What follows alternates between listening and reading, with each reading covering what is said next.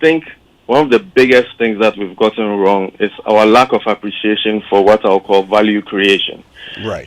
Every economy thrives on how much value you are able to add to the economy. So if you give me 100 cities and I'm able to, let's say, transform it and then add, let's say, 10 cities to it, that is extra value. Yeah. That value can then have a multiplier effect because it can then go on to do other things. Now, for a lot of people or for a lot of us, we have realized that even whatever little value that is there is being eroded daily. And there's a huge disregard for this kind of value because the government seems to be interested in making people so poor that any little populist, freebie giveaway should be something that should be valued. And why do I say this? I say this because, like has been said before, you have had an erosion of the CD to the extent that what people buy daily changes. Let me give you an example. I had a client who I was doing some stuff for. She needed to buy plywood. On the first week of October, a 3/4 inch plywood, the local type, was 250 to 260 cedis.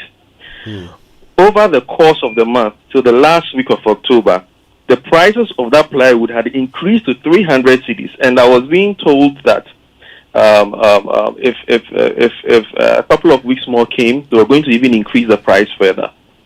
That is about a 25 increase in the price of plywood and input that somebody is using for their job. 25% in 1 month.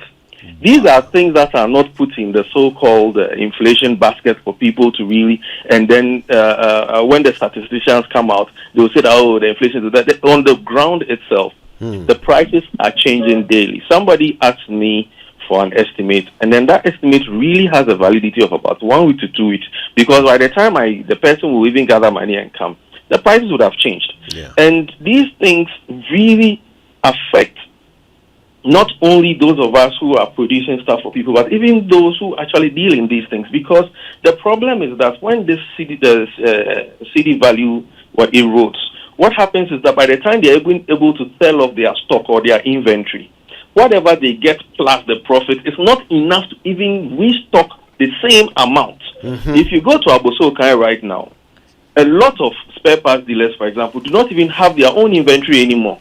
They are now resellers for Chinese people because they cannot command, the actual importation of these spare parts on their own, because the monies that they make, it will not even be enough to cover the previous inventory that they had. If you bought 10 things to come and resell, you would not be able to make the amount of money after, let's say, a month or two that the inventory will be, finished. To be able to buy the 10, you might be able to buy only 7 or 6.